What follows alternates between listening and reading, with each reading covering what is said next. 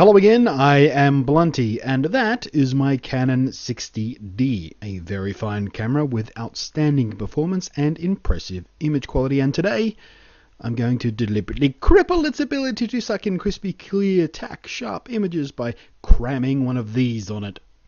This is a body cap, usually used to protect the vulnerable innards of the camera when no lens is actually attached, but this one has a hole punched into its face with lasers, all so that I can turn my not inexpensive DSLR into a pinhole camera.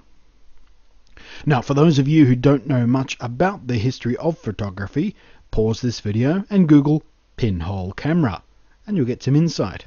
For those of you who've taken a class in photography, chances are one of the very first things you did was learn about pinhole photography. You probably even built one of your own, because it's a fantastic way to start learning about how light works in cameras and some of the most core concepts of photography.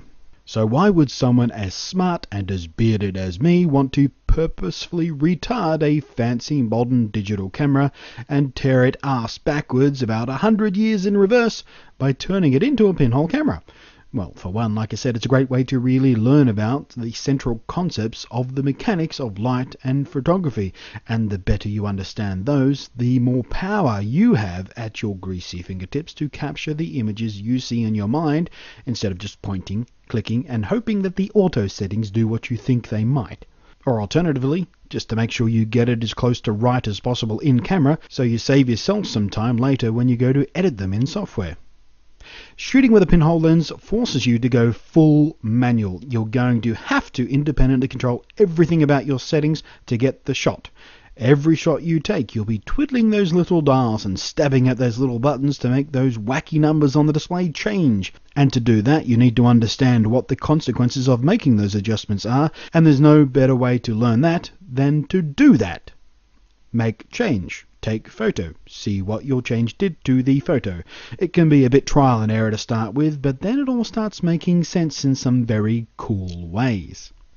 Even if you're quite experienced and confident in photography, this is still a fun way to shake things up. You're forced to think about your shots in a more careful way. Everything takes more time. You have to slow down, breathe, relax, and focus your mind. It's like a Zen meditation for camera jockeys. The very nature of that tiny pinhole means it's only letting in a tiny amount of light, and that means even in bright sunlight you'll be taking long exposures. This also means that your viewfinder won't get enough light for you to really see much, if anything at all, as you try to frame up your shot. Going into live mode won't help you much either. There's still not enough light. Not even the camera's built-in light meters will give you readings you can really trust.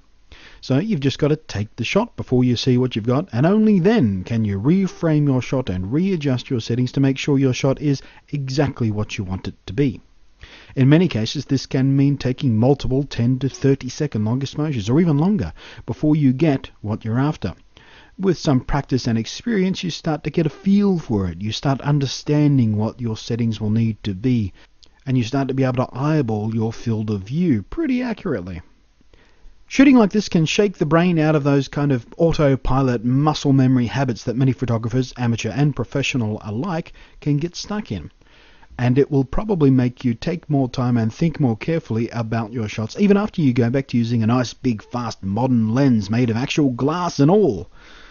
It makes photography feel new and old at the same time, nostalgic and experimental, and it will give your images that unmistakable look of pinhole photography. Everything looks kind of soft and dreamy. All motion is drawn out across the image. You've got practically infinite focus and depth of field to play in, so whether you're shooting macro of a plant or shooting a city skyline, you're playing by the same rules.